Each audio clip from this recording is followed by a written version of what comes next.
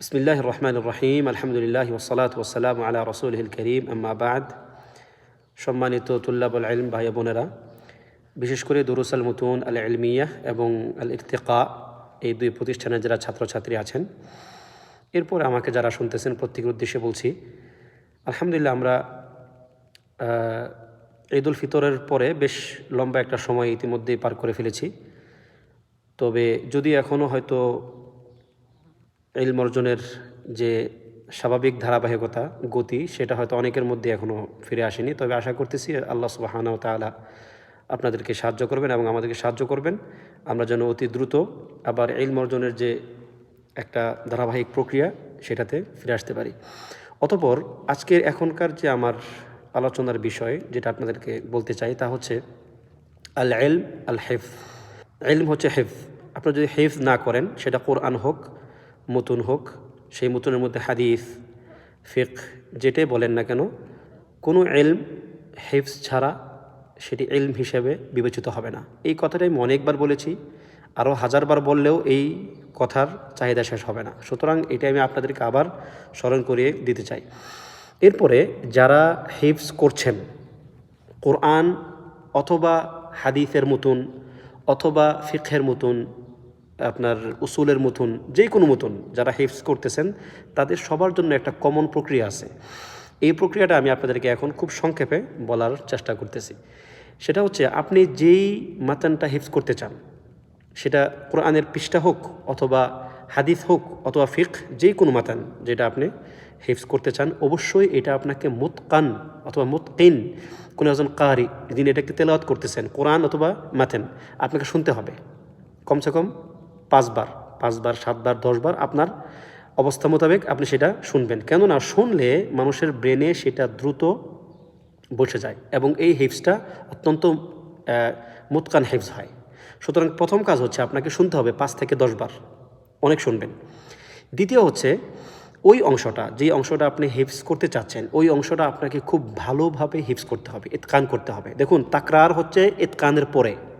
অনেকে আমরা মনে করি তাকরার করা, একটা অংশকে বারবার পড়া, এটা সম্ভবত ইতকানের অংশ না, এটা হচ্ছে ইতকানের পরের অংশ। ইতকান আলাল ইতকান, আপনার ইতকানটাকে আরও বেশি শক্তিশালী করার জন্য হচ্ছে তাকরার। তাকরার আপনি ইতকানের অংশ মনে করবেন না, ইতকান আপনাকে আগে করতে হবে। আপনি ইতকান হলো কিনা এর প্রমাণ হবে আপনি একটানা 4 থেকে 5 বার ওই অংশটা মুখস্থ পড়বেন, আপনি কোথাও আটকাচ্ছেন না, আপনার কোথাও তারাদ্দুদ হচ্ছে না, আপনি থেমে যাচ্ছেন না, আপনাকে ভাবতে হচ্ছে না, তার মানে হচ্ছে আপনার এবার এই অংশটুকু ইতকান হয়েছে।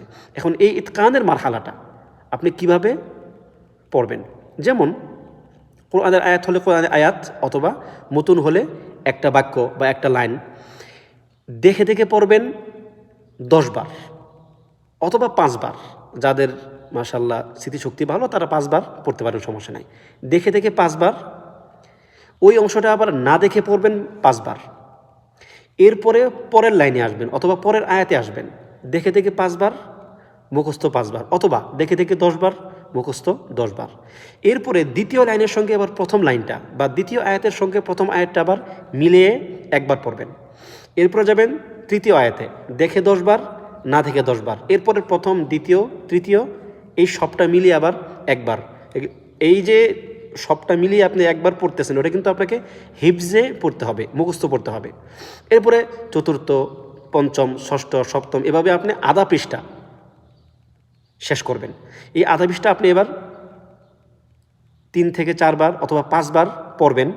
এই নিয়মে ইতকান করার পরে যদি কোথাও না আটকেন, তার মানে হচ্ছে এবার এইটা আপনার ইতকান হয়ে গেছে।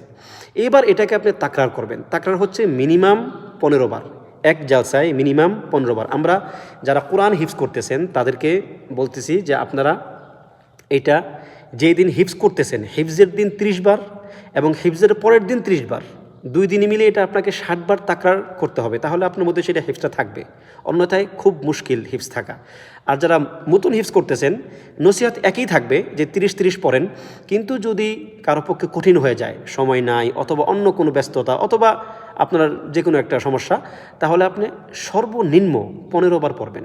এবং এই 15 বার ধীরে ধীরে পড়তে হবে। খুব তাড়াহুড়া করা, খুব মানে স্পিডি আপনার পড়া, এই স্পিডি পড়া আপনাকে ইতকানের উপর ইতকান দিবে না, বরং এটা আপনাকে একটা ভাষা স্মৃতি দিয়ে দিবে আপনার ব্রেনের মধ্যে। সেটা হয়তো 3, 4, 5, 7 দিন, 10 দিন, 1 মাস পরে আপনি সেটা আবার ভুলেও যেতে পারেন। এই জন্য ধীরে ধীরে পড়তে হবে, বুঝে শুনে পড়তে হবে, যাতে করে এটা আপনার ব্রেনের মধ্যে সুন্দর মতন রুসুখ হয়ে যায়। তাহলে এই তাকরারের একটা পর্যায়ে গেল, যেদিন হিফজ করবেন সেদিন 15 বার, যেদিন তারপরের দিন 15 বার যদি মাতান হয়। আর কোরআন হলে 30 বার 30 বার। এরপর হচ্ছে মোরাজা এবং রপ্ত। রপ্ত হচ্ছে কি, আপনার যেখানে আপনি সবক এখন আছেন, যেই পৃষ্ঠাতে আছেন, তার আগের 10 দিনের পড়া অথবা তার আগের 15 দিনের পড়া, 10 পৃষ্ঠা অথবা 15 পৃষ্ঠা আপনাকে একবার করে ডেলি পড়তে হবে।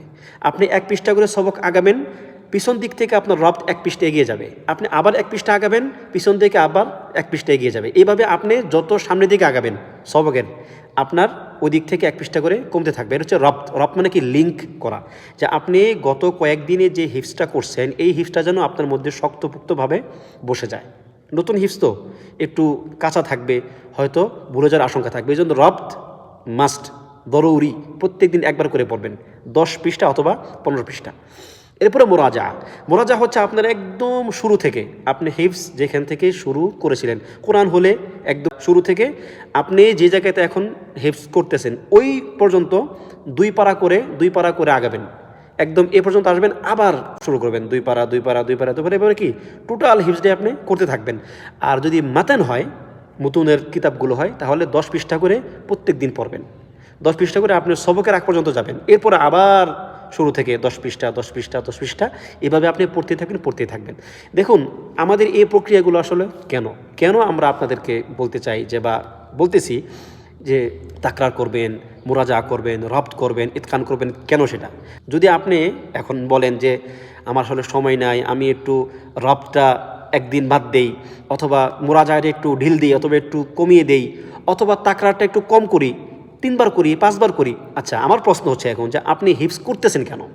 আপনাকে হিফজ করতেছেন অল্প কয়েকদিনের জন্য, 2 দিন, 5 দিন, 7 দিন, 1 মাস, 6 মাস? যদি এটা উদ্দেশ্য হয় তাহলে কোনো সমস্যা নাই, তাহলে আলা কাইফিক, আপনি আপনার মতো করে যেভাবে পারেন করেন, কোনো সমস্যা নেই। কিন্তু যদি আপনি বলেন যে না, আমি হিফজটা করতেছি দীর্ঘদিন, যেন এই হিফজ যেন আমার সঙ্গে থাকে, যদি আপনার উদ্দেশ্য এটা হয়, তাহলে আপনাকে এই প্রক্রিয়াতে আসতে হবে। আমি আপনাদেরকে যেই প্রক্রিয়াটা বললাম, এটা কিন্তু একদম কম পরিমাণে হচ্ছে এটা, বরং যারা ইতকান করেন, যারা হিফজ করেন, তাদের এই পরিমাণটা আরও অনেক বেশি থাকে। 50 বার, 60 বার, 70 বার, 100 বার পর্যন্ত মানুষ পড়ে। আফ্রিকাতে যারা হিফজ করেন তারা 100 বার, 150 বার, 200 বার পর্যন্ত তারা পড়েন। এজন্য এই সংখ্যাটাকে বেশি মনে করবেন না। হ্যাঁ, এটা ঠিক, যেহেতু অভ্যস্ত না আমরা, যেহেতু আমরা এগুলো শুনে দেখে পরে অভ্যস্ত না, আমাদের জন্য হয়তো এটা প্রথমে একটু নতুন লাগতে পারে বা একটু আনইজি লাগতে পারে, কিন্তু সময়ের সাথে সাথে বিইজনিল্লাহ আপনারা ইনশাআল্লাহ এতে অভ্যস্ত হয়ে যাবেন। আর অভ্যস্ত হয়ে গেলে দেখবেন যে তোমাদের আপনার কাছে খুবই নর্মাল। বিশেষ করে যাদের হিফজ যাদের ইতকান হবে, তার জন্য তাকরার করা অত্যন্ত সহজ হবে। তাকরার এখন আপনার কাছে খুব কঠিন মনে হচ্ছে, তাই তো? হ্যাঁ, কারণ আপনার হিফজটা শক্ত হয় নাই। যদি আপনি হিফজ শক্ত করেন, তাকরার আপনার কাছে খুব সহজ মনে হবে, মুরাজা আরও সহজ মনে হবে, রপ্ত, মুরাজা এগুলো আপনার কাছে সহজ মনে হবে। কিন্তু যার হিফজে দুর্বলতা থেকে যায়, তার তাকরার কঠিন, কারণ তাকে ভাবতে হয় অনেকবার, মানে সে ক্লান্ত হয়ে যায় মানসিকভাবে। এরপর তাকে রপ্ত, সে ক্লান্ত হয়ে যায় মানসিকভাবে। মুরাজা একই অবস্থা। সুতরাং ইতকান আল ইতকান, এরপর আপনার জন্য ইনশাআল্লাহ বাকি স্টেপগুলো সহজ হবে। আল্লাহ সুবহানাহু ওয়া তাআলা আমাদেরকে ইলমুন নাফি' এবং আমলুস সালেহ দান করুন, আমিন।